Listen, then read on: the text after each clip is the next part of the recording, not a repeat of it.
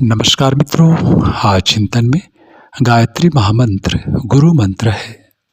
गायत्री महामंत्र की सर्वश्रेष्ठता सर्वविदित है, जिसके आधार पर इसे गुरु मंत्र महामंत्र तक की संज्ञा दी गई है। शास्त्रों के पन्ने इसके गुणगान से भरे पड़े हैं।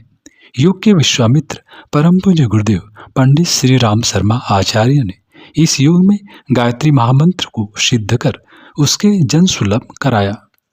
शब्द नियोजन के आधार पर इसके मांत्रिक रहस्य बहुत गूढ़ एवं प्रभावशाली हैं तथा इसका हर अक्षर स्वयं में बीज मंत्र की तरह कार्य करता है। मंत्र के इस पक्ष को छोड़ भी दें तो इसका अर्थ चिंतन एवं भावार्थ भी स्वयं में बेजोड़ है। इसका प्रत्येक चरण गहरे दार्शनिक एवं आध्यात्मिक रहस्य लिए हुए है।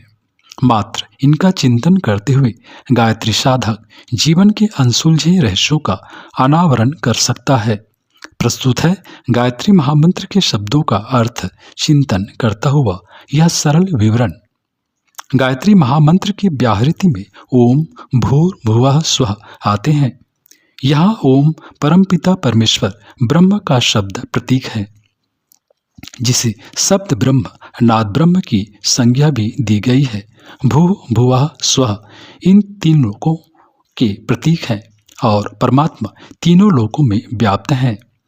इस रूप में इन शब्दों को चिंतन करते हुए साधक तीनों लोकों में व्याप्त परमेश्वर का भाव चिंतन करता है। पूरी सृष्टि ईश्वरीय इच्छा एवं विधान के अंतर्गत चल रही है। यहाँ कुछ भी ऐसा नहीं जो ईश्वर की इच्छा के बिना संचालित हो। यह भाव चिंतन साधक को एक निश्चिंतता का भाव देता है और वह तीनों लोकों में ईश्वरीय शक्ति को निहारते हुए एक नई भाव दृष्टि को पाता है। फिर भू भुवः स्वः व्यक्ति के स्थूल सूक्ष्म और कारण तीनों शरीरों के भी प्रतीक हैं, जिनमें परमात्मा व्याप्त है और यह सर्वविदित है कि ईश्वरीय अंश एवं प्रतिनिधि के रूप में व्यक्ति की अंतरात्मा विद्यमान है।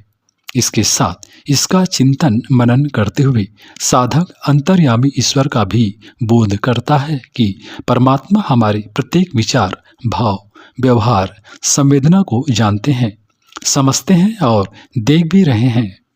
इस तरह साधक सोते जागते, खाते पीते, चलते फिरते, दूसरों से व्यवहार करते और इस जगत में विचरण करते समय अंदर बाहर ईश्वरीय उपस्थिति को अनुभव कर सकता है।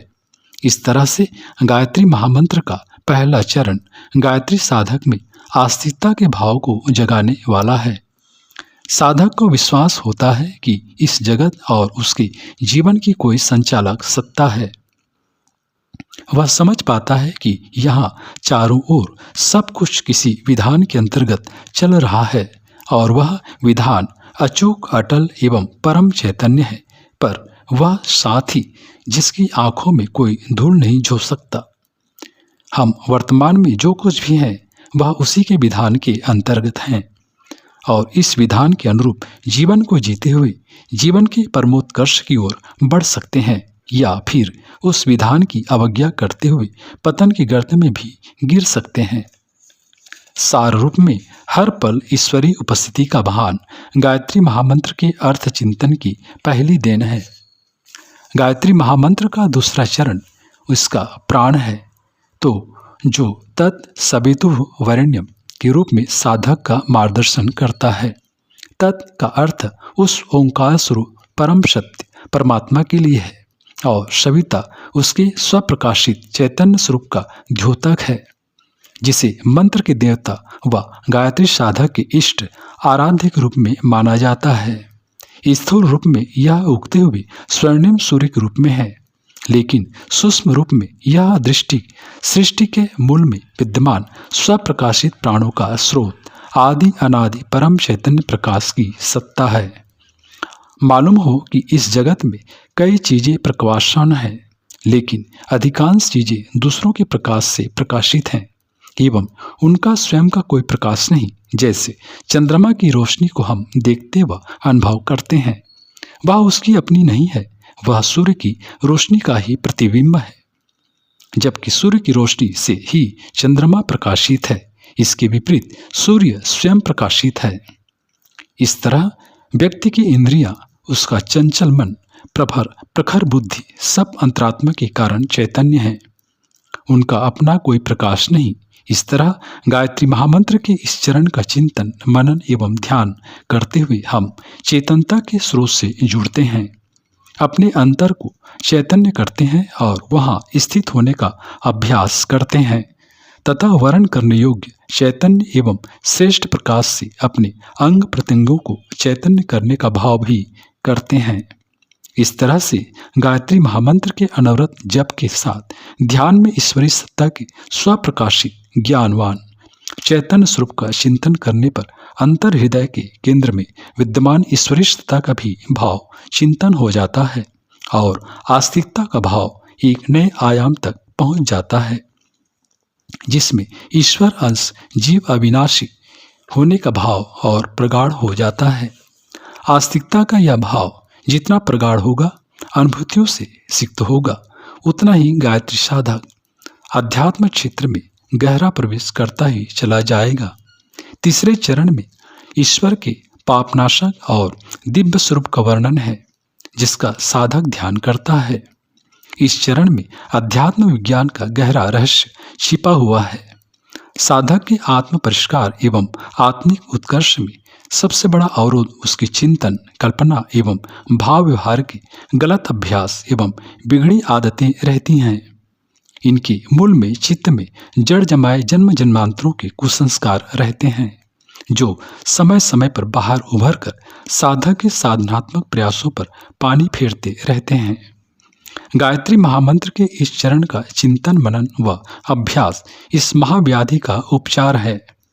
भर्ग शब्द का उच्चारण करते हुए साधक विचार करता है कि वह स्वप्रकाशित परम चैतन्य ईश्वरी तेज के पापनाशक स्वरूप का ध्यान कर रहा है, उसको वर्ण कर रहा है, उसे धारण कर रहा है और साथ में दिन भर के बाकी पलों में साधक यदि वास्तव में स्वयं को साधने के ऐसे प्रयासों में सजग सचेष्ट हैं, तो उपासना के इन पलों का यह अर्थ चिंतन उसे बहुत सार्थक प्रतीत होगा और गायत्री साधक की अंतस चेतना में गहन रूपांतरण की घटना घट रही होगी।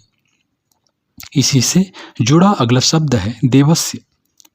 ईश्वर के जिस दिव्य स्वरूप का हम ध्यान कर रहे हैं, वही साधक के अंतःकरण में विद्यमान है, जो अधिकांशतः प्रसुप्त या आंशिक रूप से जागृत अवस्था में रहता है। अपने इष्ट आराध्य के सतत चिंतन, मनन और ध्यान के साथ जब श्रद्धा, भक्ति एवं समर्पण भाव की प्रगाढ़ता के साथ साधक द्वैत से अद्वैत की ओर बढ़ता है, तब उसकी भाव संवेदना जागृत होने लगती है, उसकी दिव्यता, उसका देव स्वरूप प्रकट होने लगता है।